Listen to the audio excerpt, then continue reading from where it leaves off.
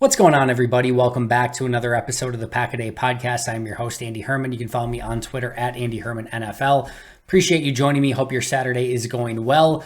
Today, we are going to be going over some potential free agents that Green Bay could still sign. This is definitely what I would consider an episode. And what I mean by that is if you're hoping that I'm going to come out here and say, listen, Odell Beckham, huge name. Green Bay could go get him. This is the time. This is the place. Odell Beckham, Green Bay. It's not going to be that. This is going to be a few names that could potentially be added, and it's not going to be super sexy. I apologize in advance. And the reason that is A, because Green Bay does not have a ton of money to go out and spend. And you could go out there and look, and you could be like, Andy, Green Bay is like in the top 5 or 6 for money available in free agency. They have money they can go spend. This is workable. This is doable. They could go sign a big time free agent. It looks that way. It's not really that way. And the reason being is because A, they're going to trade Aaron Rodgers, and that's going to cost $9 million more towards the cap. B is they have a full draft class that they are going to need to sign. C, they are going to need in-season money. D, they need to sign to, or right now it's a 51-man roster that's counting against their salary cap. They need to get that to 53. A practice squad, any injured players that end up being on injured reserve where they need to add more players to their additional 53-man roster, that all goes towards that. So it seems like on the surface, they've got some money to spend, and they could go out and sign some players. That is true, but they probably need to be pretty frugal at this point. There's not a lot left when it comes to restructuring contracts. They could extend Rashawn Gary, which would open up some space. They could trade Darnell Savage, which would open up a lot of space. There are some things they could do. I'm just not sure that even if they extend Rashawn, that they're all of a sudden going to go out and spend that money. I'm also let's just say I'll believe it when I see it if they actually trade away Darnell Savage using a valuable draft pick, which we know Brian Gutekunst values, to get off of one of his first round picks in Darnell Savage. I just don't think that's ultimately going to be the case. I think they're going to hope that Darnell plays better this upcoming season and can earn the contract that they've already given him. I'm skeptical, but that's what I think they're probably going to do. So A, they don't have a ton of money to go out and spend. B, there's just not a ton of players left in free agency that are going to be some really fun, exciting players that they could go out and sign. You couple those things together, a free agency pool that's been picked over pretty well with a team that doesn't really want to go out and spend money right now or can't go out and spend money right now. And as I've mentioned before, I know you can go out and look at all the free agency grades, and they're going to be probably not very pleasant for the Green Bay Packers. I've loved this free agency period for Green Bay. First of all, you have Chicago going out and spending a ton of money. And I don't think that they have done super poorly. I think they've signed some good players. Certainly Edmonds at linebacker going to be a good player for them. You know, they go out and they get DJ Moore in the trade, which I think is a fantastic move for them. But all things considered, given that they had a bazillion dollars, and by that I mean like $100 million, to go out and spend, this is one of the worst. Prior to the free agency pool, we knew that this is one of the worst free agency classes that we have seen in some time. So this is the year that Chicago has $100 million to go out and spend. They've done a pretty good job. I think they've improved their team. They've done some very smart moves in front loading some of those contracts. I've overall been impressed with how Chicago has handled this. But at the same time, there's not anything that Chicago added where I'm like, oh, Chicago is going to be a force to deal with in the foreseeable future. I don't see that. And I think Detroit's done some really good things reshaping their secondary. I love what they've done in the secondary. I mean, Chauncey Gardner-Johnson on that contract is beautiful for them. And he fits their scheme. He fits their mentality. Like Cam Sutton coming over from the Steelers, that's going to help their secondary. I like what Detroit's done. Minnesota's in complete and utter no man's land. So I think overall, the NFC North has done a pretty good job.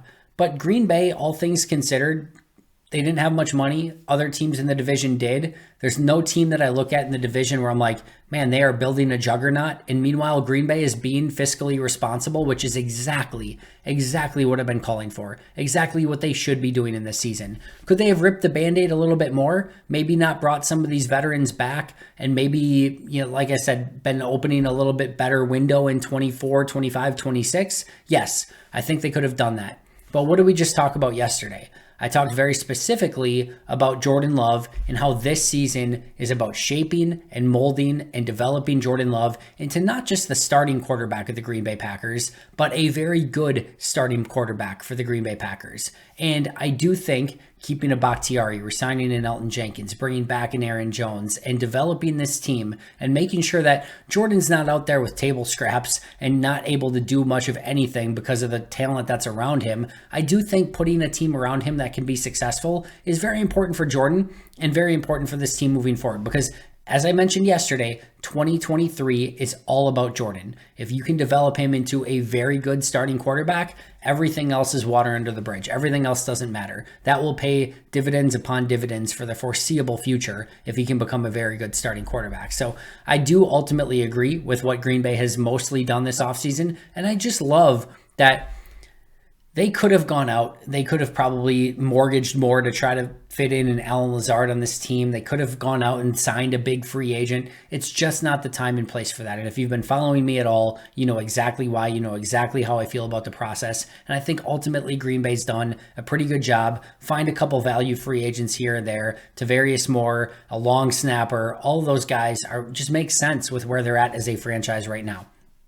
That being said, I have identified a few players that are remaining in free agency that I do think could make sense for Green Bay. And my disclaimer at the front applies again here now. These are not going to be names that you are super excited about. I'm sorry. I apologize. This is a random Saturday episode. It's not going to be the sexiest thing in the world, but I do think these are players that could potentially fit with what Green Bay is trying to do in 2023. I'm going to go position by position. I'll start with quarterback, and I'm not going to spend a ton of time on quarterback because I just did an episode a few days ago about all the backup quarterback options that Green Bay has this offseason. So go back and listen to that if you want to talk about quarterbacks. But I do think maybe a Joe Flacco or a Mason Rudolph could potentially be options at quarterback for Green Bay as a backup, as a mentor to Jordan Love. And you might be thinking, Andy, Joe Flacco is beyond washed and Mason Rudolph was never good. And you are 1,000,000% correct. But the name of the game here at quarterback, specifically backup quarterback, is cheap. You want a cheap option that can mentor and be there for Jordan Love, who started in this league, who can put their arm around Jordan and say, I've been there. I've struggled through a lot of these things. I've had some successes. I've had some failures. And here's what you should expect as the starting quarterback and those ebbs and flows, and just kind of get Jordan through some of that stuff. So Joe Flacco, Mason Rudolph, I think can do some of that. I think both of them could come in, and if all of a sudden Jordan's having a very good year and you're a playoff-ready team and you need to miss 2 games, you have 4 games, maybe Rudolph and Flacco could go 2-2 if everything goes well and you play the right teams in those games. Add the mentoring aspect, add that Mason Rudolph was a former third-round pick, pretty young, and maybe has some upside with a different team than what he's played on so far. He's only had the opportunity to play for one team. I think there is some option there. But like I said, go back and listen to the quarterback episode. If you're thinking neither of these guys are good, you're mostly right. I'm not exactly excited about it, but the big thing here is that they're both cheap. They're both veterans. They both started in this league, and I do think they could provide some form of backup quarterbackship to Jordan Love and allow him to kind of pick their brains with what they've experienced in the NFL so far. So Flacco, Mason Rudolph, 2 quarterbacks potentially to keep an eye on. If all of a sudden Matt Ryan gets to the point where he's just like, hey, I'll take almost anything to just come back and be a backup at this point, he could be an option as well. But until I see that, until I know that Matt Ryan's willing to be a backup and not make much money, I'll stick with Flacco and Rudolph because of the cheapness at this point. And the reason I say cheap is because Green Bay has finite resources. Do you really want them going out and using those finite resources, the main thing they have left, on a backup quarterback? The answer is probably no. So they could just go to the draft. I think that's probably the way that they go with this. But if they do want a veteran, Flacco, Rudolph could be 2 ways that they potentially go. Running back, there are no running backs that make sense. None. 0, zip, zilch. The reason being This is a really good running back draft class. You're going to be able to find guys on day 3 that can help your team. Green Bay should absolutely address this position on day 3 with all the picks that they have. Meanwhile, they have Dillon and Jones, who are going nowhere, who are going to be the main bell cows this upcoming season. Both of them could be gone next year, which is why you want to potentially put a draft pick into this class, and start maybe developing that next guy up. Meanwhile, you still have Patrick Taylor and Tyler Goodson on the roster who are good running backs, good number 3s. Either of them could be the number 3 and be very, very good at it. So if you went into this season with Dillon Jones, Goodson, and then maybe Patrick Taylor on the practice squad, or Patrick Taylor on the roster and Tyler Goodson on the practice squad, you're good. You don't need to add anything there this year. Meanwhile, like I said, it's a very good draft class. You're probably going to pick somebody on day 3 at worst. And if that's the case, you are more than set at the position. So there's no reason to go out and spend money in free agency at the running back position at this point.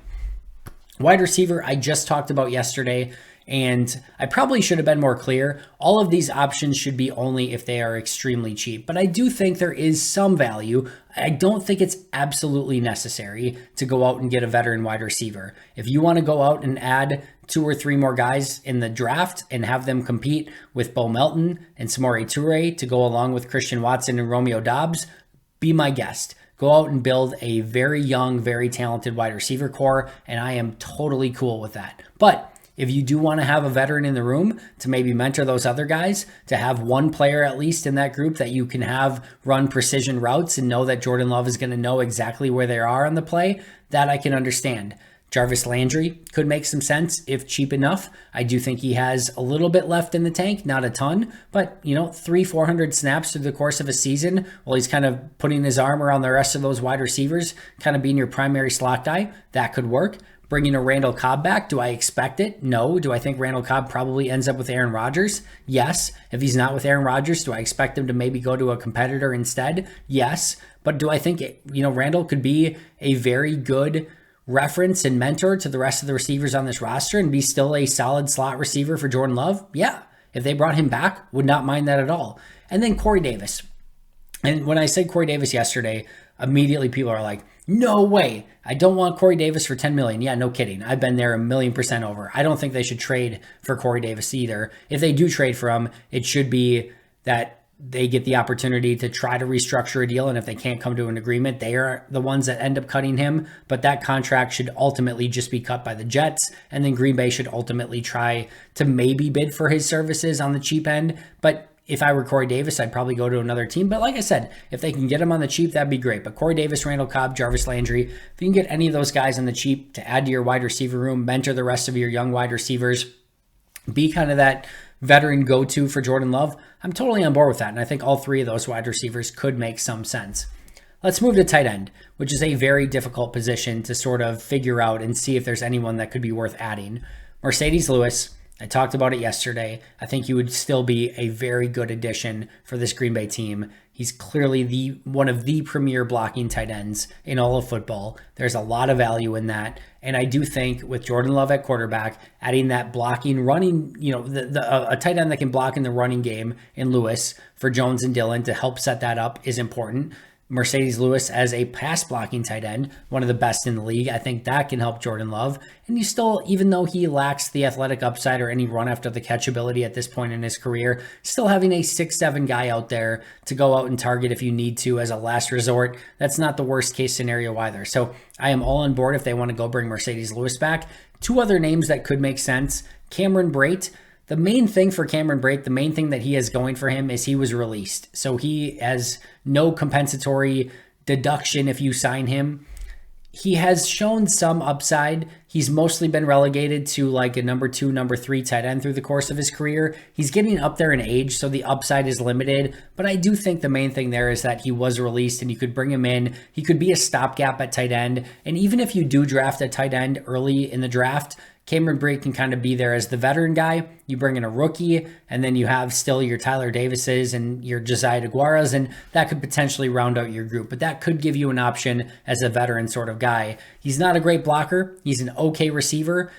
Like I said, doesn't at his age, maybe not the most sense of adding a player at this point, but I do think, based on the fact that he was released, can be that veteran stopgap and give Jordan Love an option over the middle. He can hit the seam a little bit. Not the worst case scenario in the world.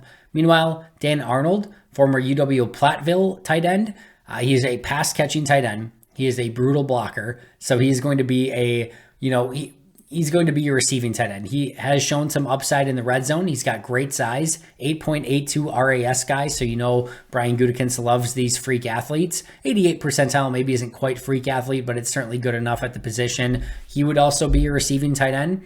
If you go get, let's say, like a Darnell Washington in the draft, I do think like a Darnell Washington with DeGuara, Dan Arnold, and Tyler Davis, that's a pretty decent group to kick things off with. Washington can be your blocking tight end to start. You've got Josiah DeGuara as your H-back, Dan Arnold as your receiving tight end / red zone threat, your Y, like you can go out and get in the slot, play in, and get up the seam a little bit.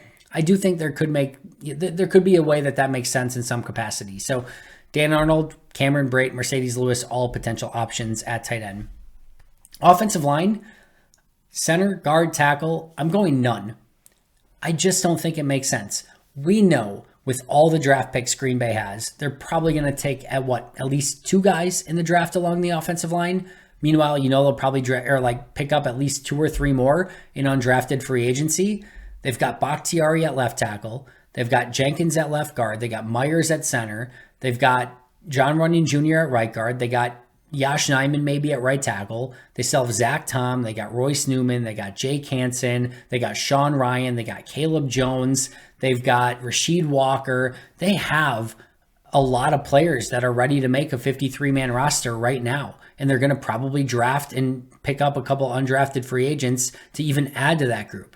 There's just not a lot of space for, if you were going to go out and get one of the best centers in the league, you had all the money to spend and you're like, screw it. We're sick of waiting for Josh Myers. We're going to go get one of the best centers in the league. Okay, I could have understood that, but they don't have the salary cap space. All the best offensive linemen are picked over and they have a bunch of solid to good offensive linemen on the roster already. There's just no reason to go out and get a mediocre / below average offensive lineman. You have plenty of those. So I don't think any offensive lineman actually makes sense to go out and sign at this point. Like I said, they're probably going to attack it via draft a little bit. They're going to hope for some jumps from, some players that they've tried to draft and develop or undraft and develop sort of recently.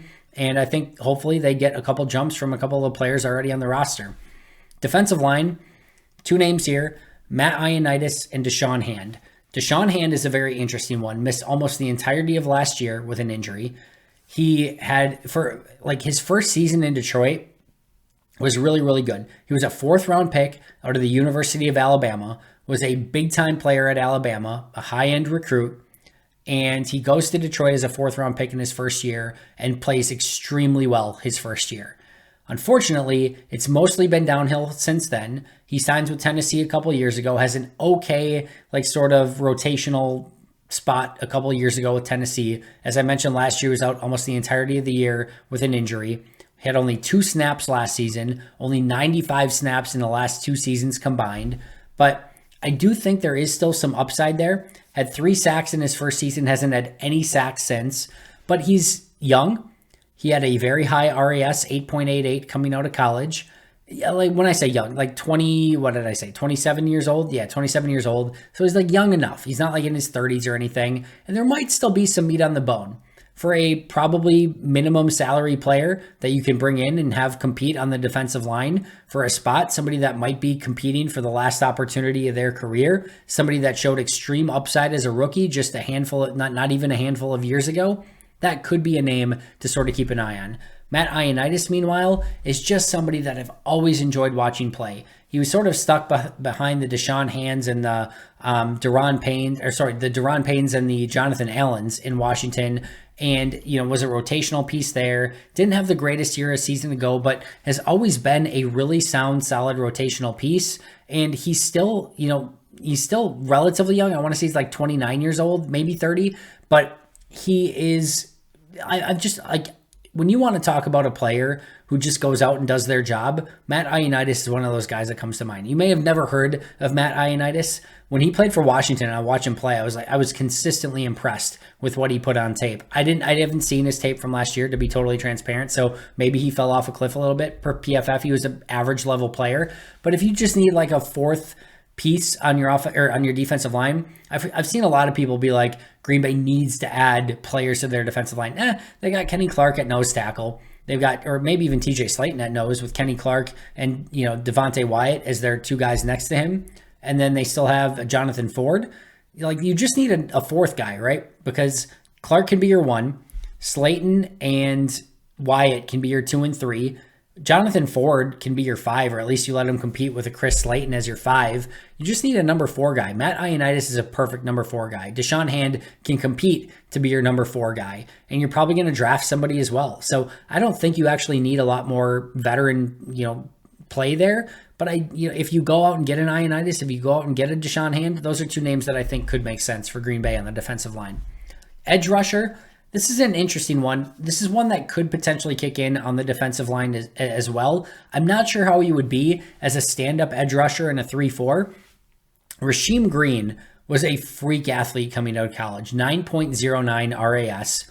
He's only going to be 26 years old in May. He has 13 sacks over the last 2 seasons combined. 13 sacks. And he's probably going to go relatively cheap, has yet to be signed. And he's never been consistent. He's all over the place. So I do think that this is the type of player that Goody loves, the high-end athlete with some high-end upside who's shown some flashes, and maybe you can get him to Green Bay, and Green Bay can be the team that figures him out. That's exactly the type of guy that Green Bay looks for, and they've had success with Devondre Campbell's and the Rasul Douglas's and so on and so forth. So that very well could be a type of guy. Now, they don't need a ton at edge right now, because they just re-signed Justin Hollins. They've got Gary, they got Preston, they got Enigbare, and I think they're going to probably draft someone. But let's say they get through the draft and they don't end up actually drafting anyone. The draft just didn't fall their way when it came to edge rushers.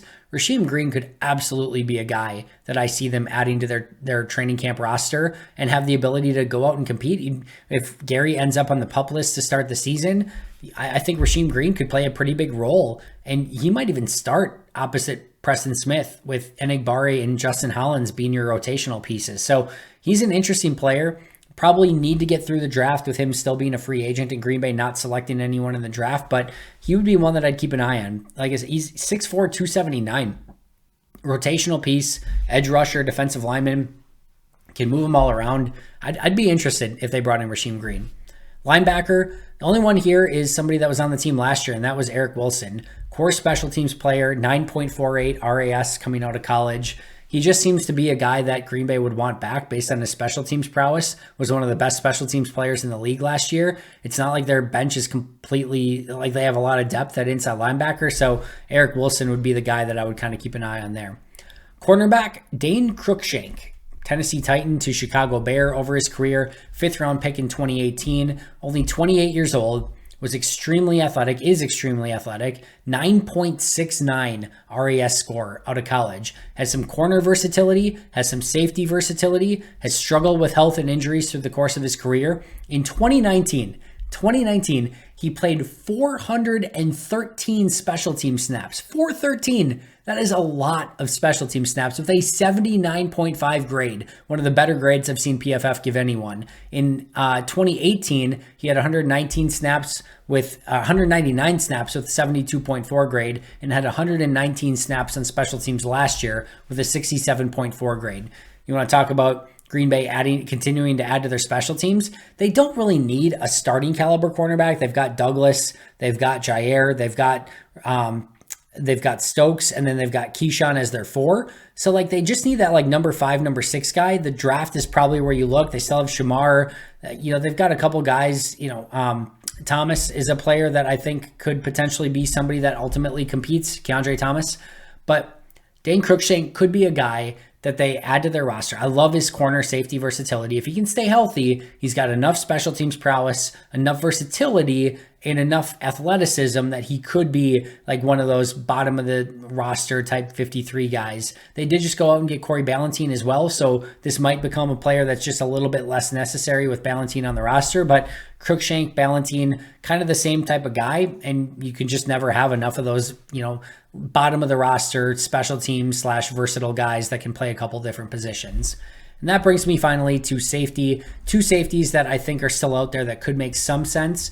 Both of them were on the Cleveland Browns last year. Ronnie Harrison, and John Johnson. The big thing with John Johnson was that he was released, so again, will not affect the compensation formula. Ronnie Harrison, another option, but a unrestricted free agent. Harrison, a 6'3", 214 safety, came out of the University of Alabama, will only turn 26 in April, has plenty of starting experience, more of a strong safety, struggles in coverage a little bit more, pretty sound tackler overall, but a 46.0 grade by PFF last year, which is well below average. Had a 76.6 grade in 2020, though, for the Browns. Has some special teams experience, 7.49 RAS coming out of college. I still think there's some upside there, some untapped potential. That could be one player Green Bay looks at, but like I told you a couple days ago, Green Bay has 5 guys on their roster that are capable of making a 53-man roster at safety right now. They don't need a guy. Unless they can go out and find a really good player, you might just be better off playing the guys that are on your roster and see if any of them develop. But if they want to go in a different direction, Ronnie Harrison could make more sense. The bigger one here is John Johnson, and Johnson may ultimately end up, back with, Staley, Brandon Staley, and where who he played with the Rams. Staley's of course the coach of the Chargers, and Johnson had some of the best years of his career under Staley when they were both together with the Rams. 6 foot, 209, extremely familiar with Joe Barry's defense because he played it with the Rams when Joe Barry was there with the Rams a couple of years ago with Brandon Staley. 1,056 snaps last year in Cleveland with a 62.8 grade per PFF. 1,159 snaps in 2020 with the Rams with an 85.3 grade. Had an 83.6 grade in 2018, an 81.5 grade in 2017. Has some high-end seasons, specifically with the Rams. Played okay with the Browns. An 8.06 RAS coming out of college. That would be a gorgeous fit, would immediately become the Packers' best safety. You could pair him probably with Darnell Savage pretty easily. You could potentially pair him maybe with a Rudy Ford. Maybe they go with a draft pick. Maybe they go in a different direction, but John Johnson would make a ton of sense. It would, like I said, immediately become their best safety on defense. So those are a variety of players that they could look to sign. Just a quick recap. Quarterback, Joe Flacco, Mason Rudolph. Running back, none. Wide receiver, Jarvis Landry, Randall Cobb, Corey Davis, if cut. Tight end, Mercedes Lewis, Cameron Brayton, Dan Arnold. Offensive line, none. Defensive lineman, Matt Ioannidis and Deshaun Hand. Edge rusher, Rasheem Green. Linebacker, Eric Wilson. Corner, Dane Cruikshank. Safety, Ronnie Harrison and John Johnson. That is going to do it for me today. Always appreciate you guys. I hope you're having, like I said, an amazing weekend. I'll see you right back here tomorrow. But until next time, and as always, go Pack Go.